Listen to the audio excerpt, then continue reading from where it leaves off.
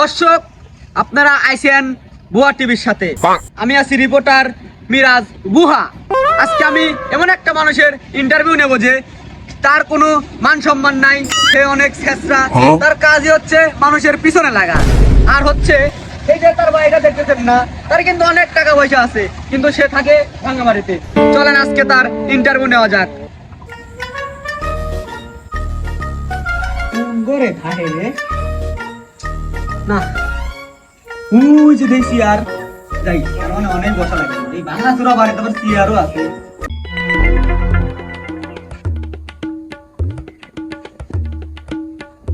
দর্শক, আপনারা দেখতেছেন আমি তার বাড়ির মধ্যে চলে আসছি। সেই মনে করেন মানুষের পিছনে লাগা মানুষের বাড়িতে চলে আসছে আমি। এখন আমি তার ইন্টারভিউ নেব, আপনারা সবাই আমাদের সাথেই থাকেন। আরে ভাই, আপনি কোন টিভি থেকে এসেছেন সেটা বলেন আমাকে। আমি আসছি বুয়া টিভি থেকে, বুয়া মিরাজ আপনার কিছু ইন্টারভিউ নেব। ও আচ্ছা, তাহলে ইন্টারভিউটা শুরু করা যাক নাকি? হ্যাঁ, আপনি বললেই আমি ইন্টারভিউ শুরু করব। আচ্ছা, আপনি তো ছেঁচড়া মানুষ, তো আপনার অনেক তো টাকা পয়সা, আপনি ভাঙা বাড়িতে কি করেন? মাইকটাকে আমার কাছে দাও, তারপর বসছি তো সব। আরে বুঝো না, এসব সবই রাজনীতির খেল, বুঝছো? এই যে আপনি টাকা পয়সা কামাই করে আর বিদেশে বউ বাচ্চা দিয়ে দেই, সুই শান্তি থাই, আর আমি মনে করি ছেঁচড়ার মতো মানুষের পিছিয়েই লাগি থাই। আকাশ ভরা তারা, বাংলাদেশের মানুষের উলালালা সারা। এইটা আপনি কোনো কথা কইলেন? আচ্ছা, অনেক কথা কয়া ফেলাইছি, কারণ আপনার সাথে ইন্টারভিউতে আসা যাক। আচ্ছা, আপনি যেহেতু ছেঁচড়ার কাছে আইছেনই, তাহলে আপনি ইন্টারভিউটা নিলেন, কি জানবেন কোন? আপনি তো একটা ছেঁচড়া মানুষ, আপনার সাথে আমার বুহা টিভিও আছে এবং আমি বুহা মিরাজও আছি, আরো আমার দর্শকরাও আছে। তো বাংলাদেশের অবস্থা সম্পর্কে আপনার কাছ থেকে আমি কিছু জানতে চাই। আপনি যেহেতু জানবি রাইছেন, তাহলে বাংলাদেশের সম্পর্কে জানাই দেই। এই যে ছাত্ররা মিলে যে আন্দোলন করি, মনে করেন যে সবকিছু জিতে ফেলাইলো, এরপরে যে ডাকাতির যে করুণ অবস্থাটা হয়েছে, তার জন্য মনে করেন মেলা কষ্ট লাগে আমার। সেই ডাকাতি করুণ অবস্থাটা আপনি যদি দেখতে চান, তাহলে আমার সাথে ওই দিক দেখান। ভাই, আজকে ডাকাত বললে আমার কোনো মান সম্মান নাই ভাই। আজকে আমার মেক্সি পড়া দিচ্ছেন, এই কি ডাকাতের কোনো কাহিনী? আমি ডাকাতি করে এসেও বিপদে বললাম। নাচতেছি ভাই, গান ছাড়তেছি, নাচবে কিন্তু।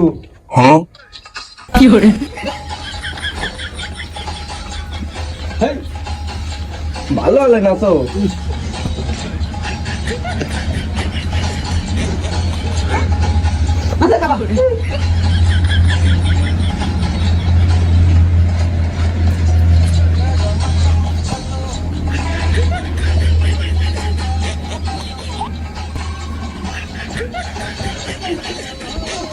ভাই হয়েছে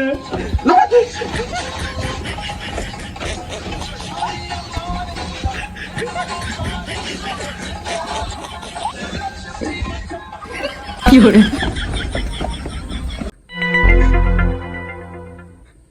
হ্যালো উস্তাদ, আপনি কোনে পাঠাইছেন? ঢাকায় কি এখন ডাকাতি করা যায় উস্তাদ? কোন কি জেনারেশন বাড়াইছে, গেঞ্জি না সিএনজি? আমার মায়েরই তৈরি রাই দিছে উস্তাদ।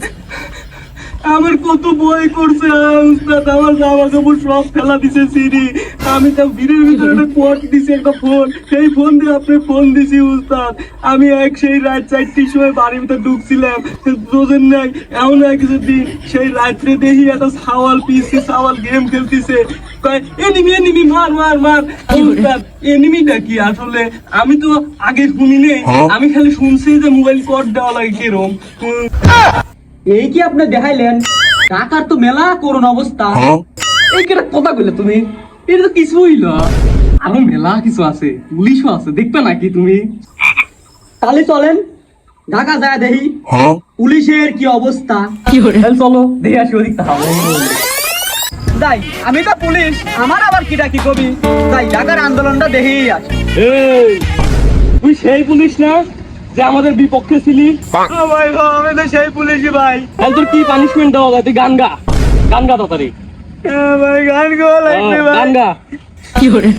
অনেক বেদনার ভরা আমার এই মন,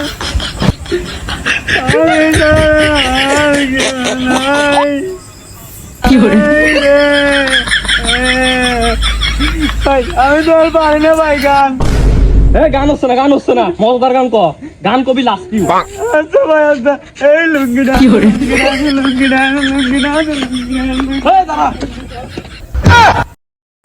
পুলিশেরই যদি এই অবস্থা হয় তাহলে এমপি মন্ত্রীর কি অবস্থা? আপনি এমপি মন্ত্রীর কথা জিজ্ঞেসছেন, চলেন কালি ওইটিও দেখা নিয়ে আসি কি অবস্থা তাদের।